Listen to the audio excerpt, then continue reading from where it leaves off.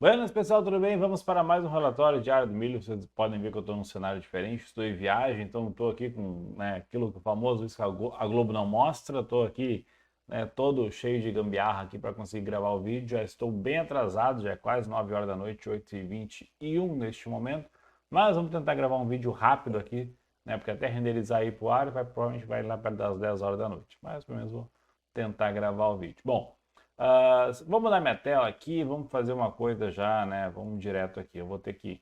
Tô com uma tela só, então vou ter que cortar o vídeo depois, que vocês vão ver o OBS agora, e agora sim a tela. Bom, vamos lá. Começando aqui, né? O que aconteceu hoje rapidamente? Nós tivemos aqui o Ibovespa subindo 0,98, nós temos o dólar caindo 1,22, né? O contrato X de milho subindo mais de 1%, lembrando que hoje teve relatório do USDA, famoso USDA, né? Teve o relatório. Então, o que o relatório disse, de grosso modo, né? Na questão de milho, reduziu produção, reduziu estoques, reduziu produtividade, então, teoricamente, isso é um pouco, tende a puxar um pouco para cima o preço do milho. Agora, aqui no Brasil, provavelmente começa, né, terminando a colheita da safrinha, o milho pode começar a precificar também a questão do plantio, né, do plantio da nova safra.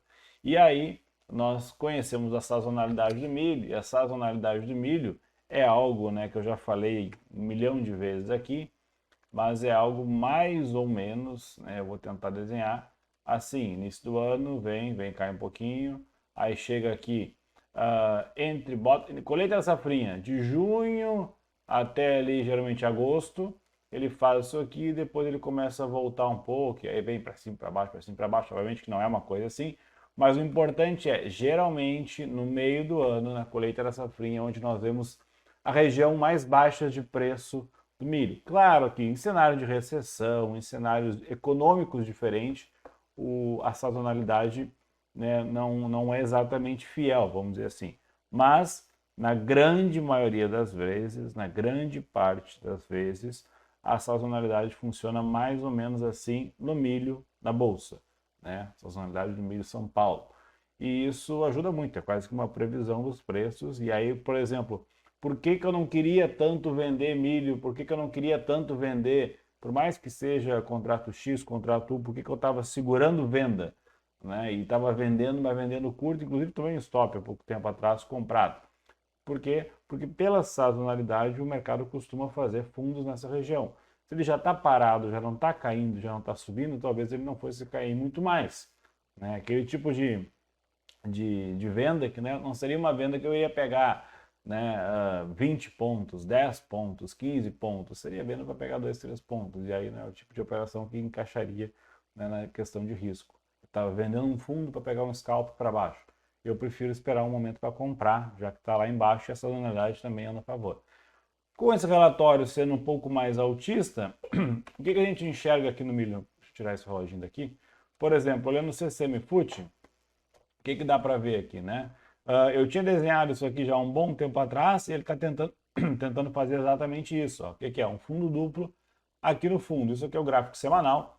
Então nós temos aqui uma tentativa, né, de perder aqui os 86 que aconteceu lá em julho, voltou tudo, foi lá em cima, tenta romper para cima, não consegue, tenta romper para baixo, também não consegue, fica travado. Então o mercado está parado nesse tempo aqui, né? Então é basicamente o tempo que eu estou de fora. Eu fiz algumas vendas aqui, e aqui eu parei de vender, né?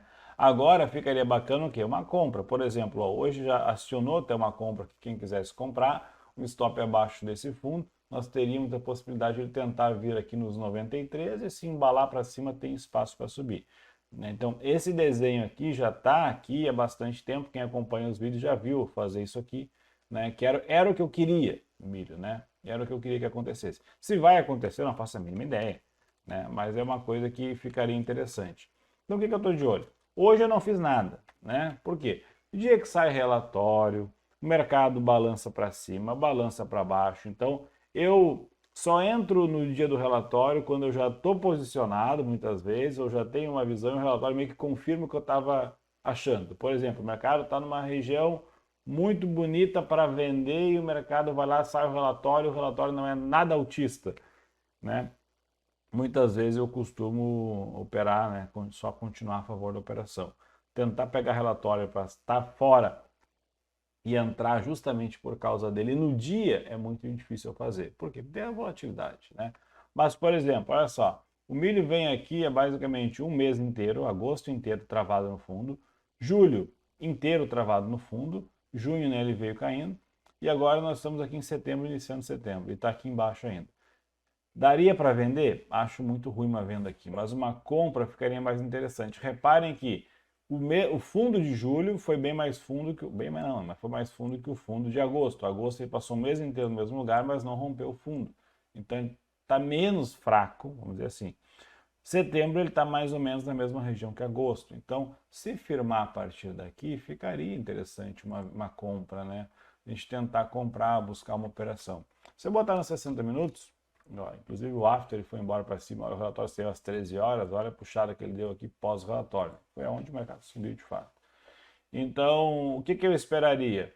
Um sinal de compra pelo menos nos 60 minutos. O que seria um sinal de compra? Bom, seria interessante amanhã ele subir, chegar aqui nos 90, firmar acima dos 90, né? Fechar o dia acima dos 90. Pode balançar para cima e para baixo, mas fechar o dia acima dos 90. Aí depois quarta-feira também ficar por aqui. Qualquer pivôzinho, por exemplo, num gráfico de 120 minutos, um pivôzinho num gráfico, né, até de 60 minutos, ficaria interessante uma compra. Reparem, como ele está caindo há bastante tempo, ele está abaixo de tudo quanto é média, de tudo quanto é tempo gráfico. Então, por exemplo, se amanhã subir um pouquinho e parar aqui nos 90, é bem na média móvel de 200 a 120 minutos. Uma região que pode ter uma certa briga, né? Então, por isso que eu não quero sair comprando a qualquer preço, porque para eu comprar e de uma forma um pouco mais segura, eu teria que comprar com stop lá embaixo, né? Que é um stop curto, 1 ponto e 2 pontos no máximo, né? Que se ele subir de fato, dá para pegar aí, né? 2 para 1, chegar lá nos 93. Mas eu vou esperar, tentar pegar um stop um pouco melhor, tentar pegar um stop um pouco mais fácil, mais curto, que talvez até para entrar com uma mão um pouco maior, né? Mas de fato pode estar se formando um movimento de reversão no milho aqui no gráfico semanal. Nós temos uma puxada para baixo, duas puxadas para baixo, três puxadas para baixo. Quem gosta de All Brooks já viu falar na WED, né? Inclusive eu fiz uma operação hoje baseada nisso. Mas ó, aqui, uma puxada para baixo, duas puxadas para baixo, três puxadas para baixo. Ele costuma utilizar, chama as três puxadas, independente se é para baixo ou para cima, né? As três puxadas de WED. E eu gosto muito de operar um padrão que é uma WED e um fundo duplo para comprar, uma WED e um topo duplo para vender. O que seria isso? Fazer um fundo, né? Depois uma WED, né? Fazer um fundo duplo e a gente comprar esse fundo aqui. Isso aqui pode ser o que? O mercado caiu, tentou continuar, não conseguiu, deu uma descansada e voltou. Quem é lá os seguidores de Elliott vai enxergar a mesma coisa, né? Onda 1, onda 2, onda 3 e depois uma correção aqui, aquela ABC lá, aquela correção que tem na zona de Elliott. É a mesma coisa, né? Eu gosto de pensar na WED, coisa porque eu estudei isso, eu treino isso, meu olho está treinado para enxergar isso. Então, por exemplo, aqui no milho, eu enxergo uma wedge, né, de 3 puxadas e pode estar se formando aqui um fundo duplo, ainda com um fundinho um pouco mais alto que o fundo anterior. Poxa, é justamente o tipo de cenário que eu gosto de operar. Então, se o mercado mostrar força aqui, eu entro comprando com stop aqui embaixo, né, e aí vejo o que acontece nessa região aqui. Região de médias do gráfico semanal, região de médias, né, de um gráfico diário, uma média um pouco mais alta. Eu quero ver o que ele faz dentro desse bloco aqui, né? A ideia seria comprar baixo nessa congestão, esperar que ele venha aqui em cima e que ganhe tração e rompa. Seria uma ótima posição. E aí, se o mercado for seguir a sazonalidade, der uma apertada, se atrasar a plantação, atrasar o plantio, né, o clima não ajudar ou algo do tipo, basicamente a gente pode estar perto de um fundo do ano e o mercado a partir de agora só subir até o final do ano. Eu não estou falando que vai a R$ 200. Pode ser que ele termine o ano em 95. Ele suba 4, 5 pontos até o final do ano, se subir, né? Mas pode ser que a gente compre no melhor momento possível do ano, né? E aí fica uma operação bem mais tranquila. É o que eu sempre falo, o mercado costuma dar dinheiro para quem tem paciência. Eu fiquei um mês e pouco parado no milho. Fiz operação de tudo quanto é coisa, no milho não. Vamos ver se agora vai. Então é isso que eu estou esperando. Vou esperar amanhã, ver se me dá um sinal, ver se fica interessante. Hoje estou só observando. Eu sou aquele que gosta de ver o mercado, né? Eu sou o primeiro a sair quando a coisa começa a ficar ruim e para entrar eu não sou o primeiro a entrar porque eu não sou o primeiro a me expor. Não gosto de ficar sempre exposto. É questão de risco, né? Cada um opera de um jeito. O boi, né? Eu vi gente falando, quando tem call de compra no outro dia ele costuma devolver tudo ou algo do tipo. Bom, eu não penso dessa forma, né? Pode ser uma coincidência, pode, enfim, cada pessoa acredita numa coisa, eu não estou questionando, a forma que eu opero é diferente, até porque se eu fosse operar assim, eu não seria confortável nunca para operar, né? Mas ele está fazendo um padrão de reversão. É notável isso. Inclusive, aqui onde ele parou hoje é um ponto de compra, né? Então, o que não ficou perfeito aqui no padrão de reversão? Né? Poderia não ter caído tanto, né, hoje, mas ainda assim tá bom. O que ele vem? Ele vem aqui uma puxada, duas puxadas, três puxadas para baixo, né? O Edge, o que ele faz? Um fundo duplo. O que eu acabei de falar? Uma Edge mais um fundo duplo. Onde é que tá essas puxadas? Acabei de desenhar em vermelho. Eu vou puxar aqui a parte, né, alta aqui, ó. Fechou mais acima. Aqui ele tenta cair, até daria para contar uma puxada a mais, só que foi pequena, dá mais uma correção dessa puxada aqui. Mas aqui, essa aqui seria aqui, né? Uma, duas, três puxadas para baixo. Esse último aqui não é. Esse último aqui é o edge que eu falei, né? Que seria o quê? Pega a terceira puxada e faz junto com ela um fundo duplo aqui. Beleza, agora quanto é que ele subiu aqui? Bom, saiu daqui de baixo, foi até lá em cima, aqui no olhômetro, né, que está travada a tela, mas lá 304, 305, até lá os 315, 16 aqui. Bom, ele está mais ou menos na metade, em cima da média. O que seria melhor para dizer assim, não, ele de fato rompeu e foi uma reversão bonita? Ele talvez tenha subido mais um dia, ou até nem precisava ter subido mais um dia, mas ele não tivesse caído, não tivesse entrado, né, penetrado dentro dessa região aqui, ó, que é uma região de topo anterior. Inclusive teve uma região fundo próximo aqui, ó, né? Então seria interessante se ele tivesse feito esse movimento aqui. Deixa eu tentar pegar aqui. Esse movimento aqui, ó, de ter vindo aqui, parado aqui e a partir daqui subido. Ou, né, só travado, um dojizinho, um candle parado, um candle preto aqui em cima, mas sem perder essa linha aqui. Seria interessante que é mostrar o quê? Que tem comprador defendendo o topo anterior. Isso é um sinal de muita força. Inclusive, mais uma dica aí de trade, né? Por exemplo, o mercado vem numa queda, vem fazendo isso. Aí ele rompe fundo. Por algum motivo rompeu o fundo aqui. Pum, rompeu. Aí tá lá fazendo uma, duas, três barras, coisa mais linda. Se o mercado vem e aqui na região de fundo anterior, por mais que tenha gap, que tenha rompido com uma barra enorme, né? Vamos até desenhar, vamos fazer aqui um cenário bem diferente. O mercado vinha travando, vinha fazendo isso aqui, ó, travado, um lado para o outro, um lado para o outro. Qualquer ativo, índice, boi, milho, enfim. Daqui a pouco ele veio, pum, dá uma paulada com força. Saiu uma notícia, aconteceu alguma coisa, né? Dá uma paulada com força. É normal, entrar vendido aqui é muito arriscado, pode ser notícia ou algo do tipo. É normal dar uma chacoalhada e fazer pavio. Agora, ele pode fazer o quê? Pode começar a vir subir um pouquinho, subir outro. Muita gente vai entrar comprado aqui, querendo, né, achando que vai voltar ou algo do tipo. Aí tem que tomar muito cuidado, porque se aqui for ganhar uma tendência, uma barra de muita força. E, enfim, se aparecer venda no fundo anterior, né, é sinal de muita força. Porque muitas vezes tem um gap grande ainda aqui, essa barra fechou aqui e aqui tem um gap grande aqui para fechar, e aí muita gente espera ele tentar voltar aqui. Esse fundo anterior é sinal de força. Da mesma forma, né, se eu virar de cabeça para baixo, uma compra nessa região aqui é sinal de muita força. O mercado não quer que volte para dentro daquela lateralidade, não quer que volte dentro daquela congestão. Então aqui seria um cenário de compra.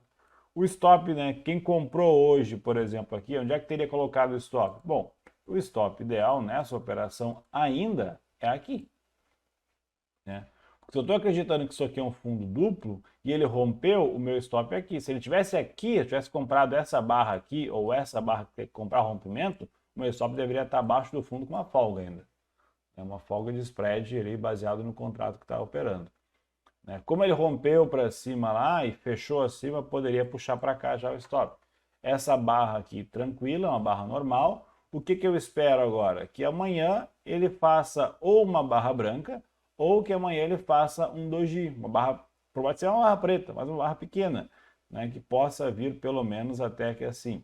Uma coisa que é interessante reparar é o tamanho das correções, né? Eu vou apagar isso aqui tudo. Ó, olha o tamanho dessa pernadinha, bem de baixo até lá em cima. 9 pontos, 9, vou botar 10, 10 pontos. Teve uma correção de 7,5, ou seja, corrigiu 70%. Tamanho dessa barra aqui, 10 pontos. Então, se ela vir aqui e corrigir até essa linha aqui, ó, tá normal. Então, eu esperaria para comprar, eu até vou botar um quadrado aqui, ó, mais ou menos aqui nessa região, que deve dar próximo a 1 para 1 dessa barra aqui. Se eu puxar aqui meu risco-retorno, olha aqui onde está 1 para 1 naquela barra, lá. Então, o pessoal que vendeu essa barra preta e vai vender ela, vai entrar vendido aqui, vai fazer 1 para 1 aqui. Aqui pode ser que entre força compradora de quem está achando que vai subir e entre força compradora de quem vai estar finalizando ou tirando um pedaço da operação de venda aqui. O mercado pode subir com mais força e dar uma puxada um pouco mais forte para cima, né? Então, se eu fosse comprar boi, ou eu compraria, por exemplo, amanhã, caso ele mostre força ou algo do tipo, ou eu tentaria comprar o mais próximo possível aqui dos 308 e alto, né? 308, 370, 309 ou algo do tipo, com um stop pelo menos aqui nesse fundo, com uma folguinha, ou até mesmo abaixo desse fundo. Era o que eu faria no boi. Não faria qualquer outra operação agora. Ah, mas está numa tendência de baixa ainda aqui. Por mais que fosse uma tendência de baixa, depois você acredita aí, né? Querendo ou não, se botar o BGI FUT, né, ele está lateral aqui, ganhou um suporte nessa região aqui, que foi uma região que eu já vinha falando há bastante tempo. Pode vir de novo, como eu falei aqui, os 308, tá aqui embaixo. Ó. Pode vir aqui tentar de novo e aí depois tentar embalar mais um pouco. Se depois chegar numa média, ainda tem chão para andar. 321 tá uma média de 20 períodos lá no semanal. Então, eu tentaria uma compra. Mas, como eu falei, tentaria comprar lá próximo aos 308, 309. Acho que talvez valha a operação. Da mesma forma, ele pode também fazer uma terceira puxada aqui no semanal. E se isso acontecer, tem espaço para cair aqui dentro dos 300, né? Café, vou tentar acelerar um pouco o vídeo. Voltando um pouquinho, né? Então, ó, respeitando aquele canal, apesar de ter feito um movimento muito forte aqui, respeitando o canal, voltando um pouco, está no meio do caminho aqui. Região que pode entrar compra, né? Então, aqui eu já tinha até traçado essa linha aqui, provavelmente eu devo ter falado o seguinte, olha, se eu fosse comprar café, ou se eu tivesse comprado café, eu não gostaria de ver o café voltando aqui abaixo dos 262 ou algo do tipo, ou seja, dentro dessa região aqui de consolidaçãozinha que ele ficou por cima e para baixo. Eu não gostaria disso, porque isso indicaria que talvez esse rompimento aqui falhou. Isso aqui pode ter sido um stop de muita gente que estava vendido, acima, né, da média ou algo do tipo aqui, ou talvez uma notícia ou algo que saiu. Então, eu não gostaria de ver ele voltando para cá. Eu gostaria de que, por exemplo, hoje, essa semana, no caso, ele tivesse já subido, mas que essa semana ele não perca o fundo dessa semana passada, desse pavio aqui, e que não feche principalmente aqui dentro. Pode até fazer um paviozinho e voltar, mas de preferência que suba. Se eu botar num diário, né, eu não gostaria que essa barra aqui viesse até aqui embaixo. Né, que mais uma pernada preta para baixo, eu não ficaria contente, porque eu estaria estopando toda aquela força compradora que teve. Né? Café é o café. Segue dentro daquele canal ainda, até que tudo prove o contrário, ele vai ficar nesse canal, e se ele continuar a estopar essa barra, alvo aqui embaixo, né? Aqui nos 240, 240 e poucos nessa região. Soja também impactado, né, pelo relatório hoje, ó. O mercado faz uma barra muito forte no semanal, no primeiro dia da semana, né? Mas ó, fechando lá na máxima de 2 semanas atrás, 3 semanas atrás, então, fechando lá em cima, fechando aqui junto com outro relatório do USDA que saiu. Então, na mesma linha, no mesmo preço, né?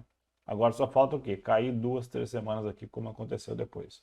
No gráfico diário, uma barra muito forte, uma leve tendência de alta, tinha um triângulo se formando aqui, fechando acima, querendo romper e ir embora para cima. Compraria? Não, não agora, né? Foi uma compra, por exemplo, aqui, né? A abertura do dia.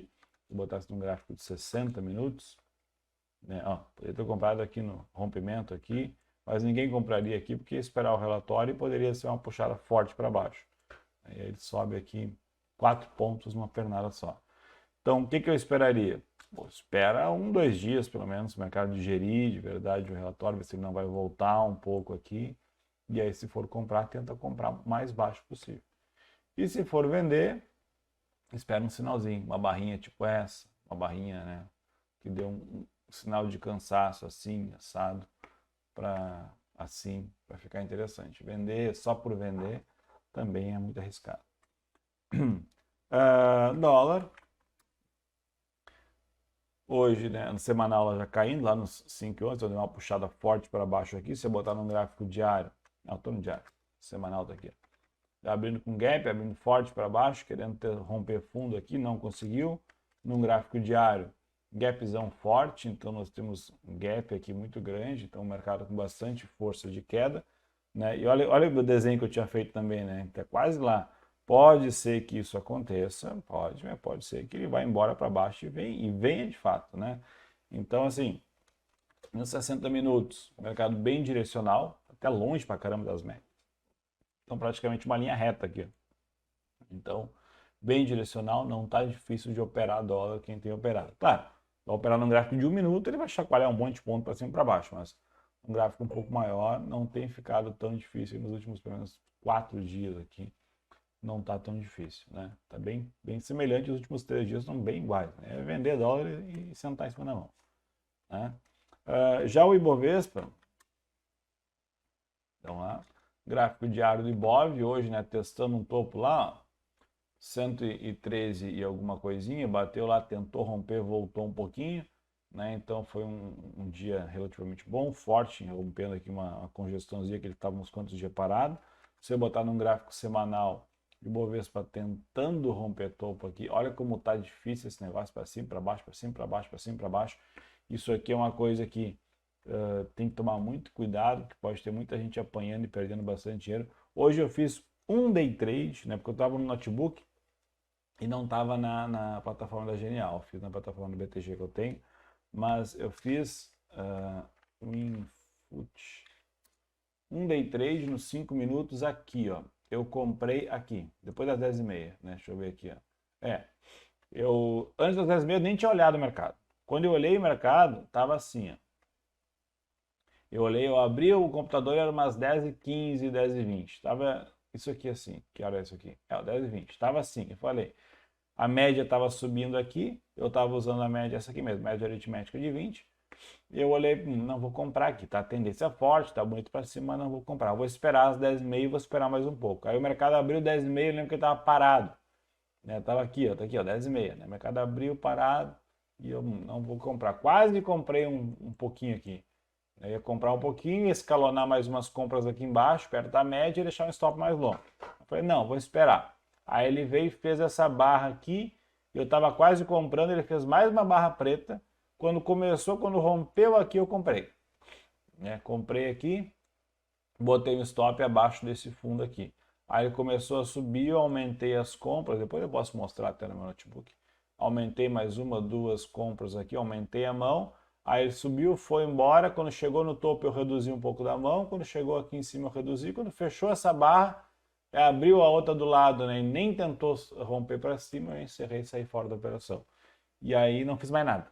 Fechei o notebook e fui fazer outras coisas. O mercado a partir dali, né, tentou ainda subir mais um pouquinho ali, ainda bem que eu não fiquei na operação, e depois ficou de lado o dia inteiro, ainda caiu. Né? Então eu peguei a última alta do dia aqui, não peguei 600 pontos, mas devo ter pego aqui uns mais de 400, acredito eu. Então foi uma puxadinha boa. Obviamente que deveria ter pego, né, 1.300 pontos, mas é como eu falo, aqui fez o meu financeiro do dia. Pagou meu dia isso aqui, uma operação ali de 15 minutos, nem isso. Pagou meu dia, eu fechei o notebook e fui trabalhar outras coisas que eu estava trabalhando. Né? Inclusive, eu estou viajando, então não estou nem na frente do computador.